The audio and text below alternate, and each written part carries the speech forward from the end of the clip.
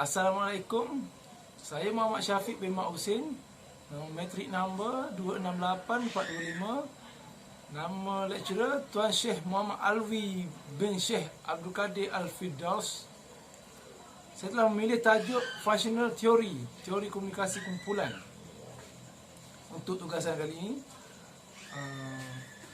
Sedikit pengenalan untuk teori fungsional atau ringkasnya. Teori fungsional pada asasnya melihat masyarakat berada dalam keadaan stabil dan mantap.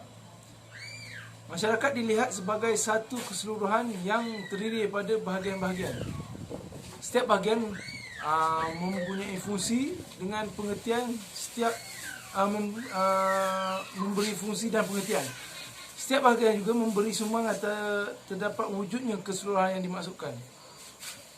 Sumbangan setiap bahagian adalah untuk memilih pelbagai keperluan dalam masyarakat, termasuk keperluan sadar diri, integrasi dan lain-lain.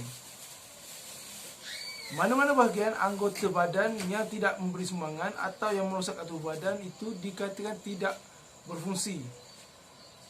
Pendekatan ini dikatakan sebagai pendekatan organisima. Intipati fungsional, masyarakat adalah satu sistem yang sering berhubungan, mempunyai bahagian yang sering bergantungan, dan bahagian-bahagian ini adalah institusi sosial atau struktur, contohnya institusi keluarga, pendidikan, ekonomi dan lain-lain. Fungsi setiap bahagian adalah sumbangan bahagian tersebut kepada sistem dan gaya kesannya ke atas bahagian yang lain. Setiap bahagian mempunyai fungsi untuk mempertahankan sistem yang teratur, lantaran itu mengekalkan keteraman sosial. Anggota masyarakat mempunyai satu rangkap nilai dan pula tingkah laku yang dikongsi bersama. Terdapat beberapa tokoh utama teori fungsional yang mendukung teori fungsional ini adalah Emil Durkheim, Talcott Parsons, Robert Merton, Jeffrey Alexander dan Jeffrey Alexander.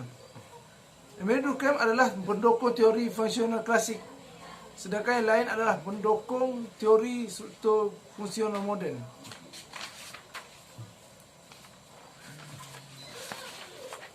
Talcott Parsons mengatakan masyarakat sebagai satu sistem sosial memperlihatkan perhubungan yang tetap antara beberapa subsistem di dalamnya.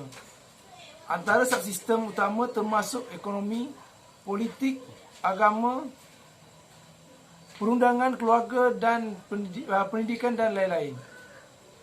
Robert P. Merton pada akhirnya bersetuju dengan gagasan teori fungsional yang terlihat masyarakat secara keseluruhan berada dalam keadaan stabil apabila semua bahasanya berfungsi. Namun demikian, beliau mengatakan keadaan kestabilan itu terlebih sesuai jika diaplikasikan kepada masyarakat kecil, primitif, tapi tidak sedemikian kepada masyarakat moden kompleks. Pemikiran Jeffrey Alexander pula mengindikasikan penggeseran menjauh dan tendensi untuk melihat fungsionalisme struktur sebagai teori besar. Sebaliknya, mereka menawarkan teori yang lebih terbatas dan sintesis, namun tetap holistik. Akan tetapi, seperti ditunjukkan pada awal abad ini, masa depan fungsionalisme diragukan kerana fakta bahawa pendiri dan eksponen utamanya. Rumusan untuk teori fungsionalisme ini, masyarakat adalah satu sistem yang stabil, berinteraksi, tersusun rapi dan anggotanya bersetuju dengan nilai-nilai asas yang dipegang bersama. Ringkasnya, seperti Dendorf Collins bukan merupakan eksponen sejati teori konflik, meskipun dengan alasan yang berbeza. Meski Collins menggunakan pemikiran Marx sebagai titolak, namun pemikiran Weber, Durkheim dan terutamanya etimologi lebih besar pengaruhnya terhadap karyanya.